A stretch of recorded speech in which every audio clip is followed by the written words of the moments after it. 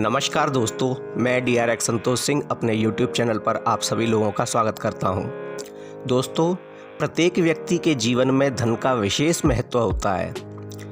सामान्य से लेकर वैभवशाली जीवन जीने तक और अपनी ज़रूरतों को पूरा करने के लिए धन की आवश्यकता होती है। धन के अभाव में आर्थिक तंगी, दरिद्रता व अन्य कई परेशानियां आपके जीवन को घेर लेती हैं। वास्तुशास्त्र में बताया गया है कि घर में वास्तु दोष होने पर परिवार की तरक्की में रुकावटें आती हैं और धन में भी नहीं टिकता। आप वास्तु से जुड़ी छोटी छोटी बातें ध्यान में रखकर जीवन में सुख, समृद्धि व तरक्की प्राप्त कर सकते हैं। तो चलिए जानते हैं वास्तु के आसान से उपाय कि जिन्हें करने से आपका घर धन धान्य से भर जाएगा। कौन से हैं वे उपाय? वीडियो शुरू करने से पहले कमेंट में एक बार जय श्री राम, जय गुरुदेव अवश्य लिख दीजिए। तो दोस्तों, शुरू करते हैं उन आसान से उपायों को जिन्हें करने से आपके जीवन की समस्त परेशानियां समाप्त हो जाएंगी। नंबर 1, दोस्तों, अगर आपके घर में धन की परेशानी है, आपके पास पैसा नहीं आता है, आपका धन रुका हुआ है, तो वास्तु के अनुसार आप अपने घर के उत्तर पूर्व दिशा में एक तुलसी का पौधा लगा दीजिए और उसकी देखभाल कीजिए। दोस्तों, तुलसी का पौधा धन के लिए बहुत विशेष महत्व रखता है। वास्तुशास्त्र के अनुसार जिस घर में उत्तर पूर्व दिशा में तुलसी का पौधा होता है, उस घर में धन लाभ अवश्य होता है। उस घर में धन से संबंधित समस्याएं समाप्त होने लगती हैं। नंबर 2, जो व्यक्ति नौकरी या व्यापार में उन्नति करना चाहते हैं अथवा जिनकी नौकरी या व्यापार में परेशानियां चल रही हैं, व्यापार ठीक से चल नहीं रहा, नौकरी भी खतरे में है, आए दिन लगा रहता है कि जाने कब नौकरी चली जाएगी और व्यक्ति परेशान रहने लगता है, उस व्यक्ति को क्या करना चाहिए? दोस्तों, उस व्यक्ति को अपने घर के ईशान कोण पर ध्यान देना चाहिए। उसे अपने घर के ईशान कोण को साफ रखना चाहिए। जब व्यक्ति अपने घर के ईशान कोण को साफ रखने लगेगा तो उसकी नौकरी में भी उन्नति होगी, और अगर वह व्यक्ति व्यापार करता है तो उसका व्यापार भी दूने तीने या ये कहें चौगुने तरीके से चलने लगेगा। ग्राहकों की कभी कमी नहीं होगी।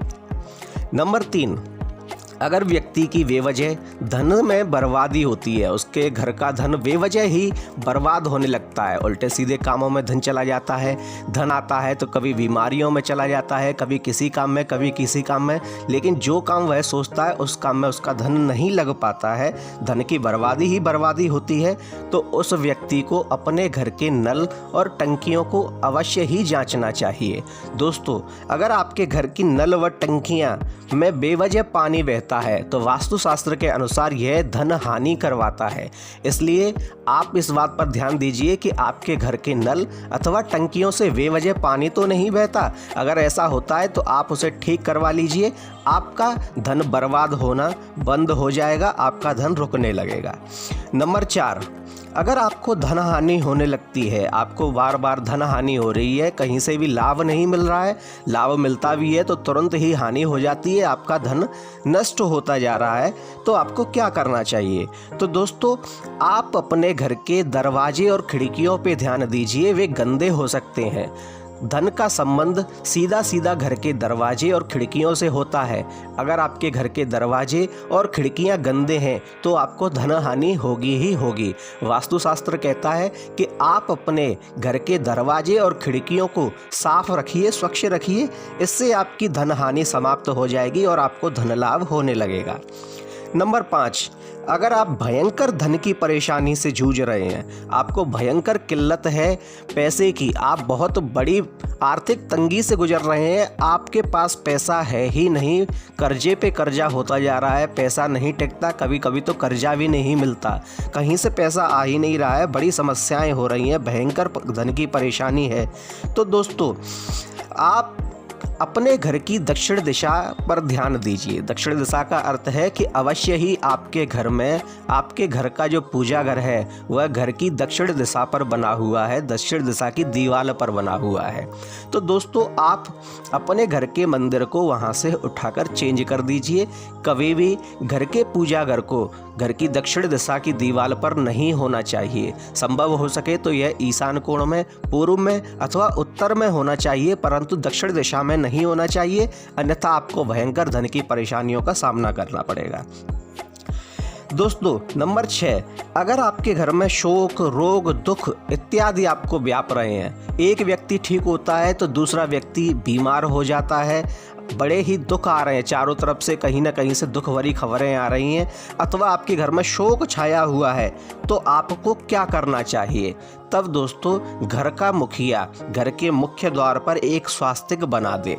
यह स्वास्तिक 9 अंगुल ऊंचा यानी लंबाई लिए हुए और 9 अंगुल ही चौड़ा होना चाहिए। इस स्वास्तिक का निर्माण आपको सिंदूर से करना है।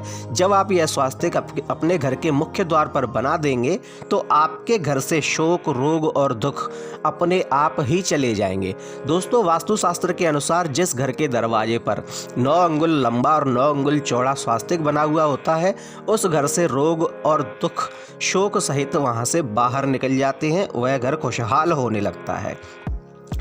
नंबर 7, दोस्तों अगर आपके पास आपका खाली प्लॉट बना हुआ है परंतु मकान नहीं बन पा रहा है, उसमें आप चाहते हुए भी काम नहीं करवा पा रहे हैं, जब भी आप सोचते हैं काम करवाने की तो धन समाप्त हो जाता है या कोई ना कोई अड़ंगा बीच में आ ही जाता है, तब आपको क्या करना चाहिए? अगर आप अपने प्लॉट में मकान बनवाना चाहते हैं तो वास्तुशास्त्र के अनुसार पुष्य नक्षत्र किसी भी दिन पुष्य नक्षत्र हो तो पुष्य नक्षत्र में एक अनार का पौधा आप उस खाली प्लॉट में लगा दीजिए।